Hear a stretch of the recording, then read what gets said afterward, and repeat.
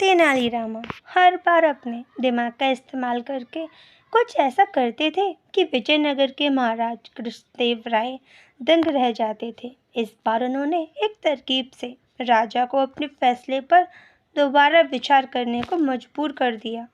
हुआ यूं कि एक बार राजा कृष्णदेव किसी काम के चलते कश्मीर चले गए। वहां उन्हें एक सुंदर रंग का खिलने वाला फूल दिखा। वो फूल महाराज को इतना पसंद आया कि वो अपने राज्य विजयनगर लौटते समय उसका एक पौधा अपने साथ लेकर आ गए। महल पहुंचते ही उन्होंने माली को बुलाया। माली के आते ही महाराज ने उससे कहा, देखो, इस पौधे को हमारे बगीचे में ऐसी जगह लगाना कि मैं इसे अपने कमरे से रोज देख सकूं। इसमें सुनहरे रंग के फूल खिलेंगे जो मुझे काफ़ी पसंद हैं। इस पौधे का काफ़ी ख्याल रखना। अगर इसे कुछ भी हुआ तो मैं तुम्हें प्राण दंड भी दे सकता हूँ। माली ने सिर हिलाते हुए राजा से पौधा लिया और उसके कमरे से दिखने वाली जगह पर उसे लगा दिया। दिन रात माली उस फूल का खूब ख्याल रखता। दिन जैसे ही बीतते गए उसमें सुनहरे फूल खिलने लगे। रोज राजा उठते ही सबसे पहले उसे देखते और फिर दरबार जाते। अगर किसी दिन राजा को महल से बाहर जाना पड़ता था तो उस फूल को न देख पाने के कारण उनका मन दुखी हो जाता था। एक दिन जब राजा सुबह उस फूल को देखने के लिए अपनी खिड़की पर आए तो उन्हें वो फूल दिखा ही नहीं। तभी उन्होंने माली को बुलाया। महाराज ने माली से पूछा, वो पौधा कहाँ गया? मुझे उसके फूल क्यों नहीं दिख रहे? जवाब में माली ने कहा, साहब, उसे कल शाम को मेरी बकरी खा गई। इस बात को सुनते ही उसका गुस्सा 7वें आसमान पर पहुंच गया। उन्होंने सीधे राजमाली को 2 दिन बाद मौत की सज़ा सुनाने का आदेश दे दिया। तभी वहां सैनिक आए और उसे जेल में डाल दिया।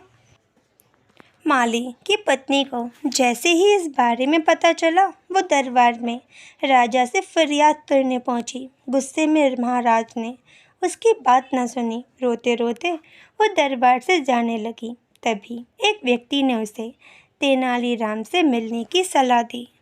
रोते हुए माली की पत्नी ने तेनालीराम को अपने पति को मिली मौत की सज़ा और उस सुनहरे फूल के बारे में बताया। उसकी सारी बात सुनकर तेनालीरामा ने उसे समझा बुझाकर घर भेज दिया। अगले दिन गुस्से में माली की पत्नी उस सुनहरे फूल खाने वाली बकरी को चौराहे में ले जाकर डंडे से पीटने लगती है। ऐसा करते करते बकरी अधमरी हो गई। विजयनगर राज्य में पशुओं के साथ इस तरह का व्यवहार करना मना था।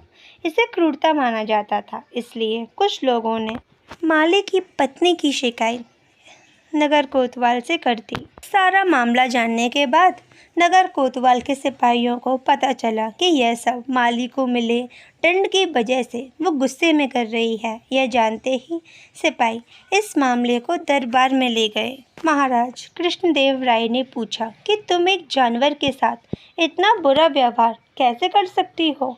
ऐसी बकरी जिसके कारण मेरा पूरा घर उजड़ने वाला है। मैं विधवा होने वाली हूँ और मेरे बच्चे अनाथ होने वाले हैं। उस बकरी के साथ कैसा व्यवहार करूं? अब महाराज को यह बात समझ आ गई थी कि गलती माली की नहीं बल्कि बकरी की थी। यह समझते ही उन्होंने माली की पत्नी से पूछा कि तुम्हारे पास इतनी बुद्धि कैसे आई कि तुम मुझे मेरी गलती समझा सको।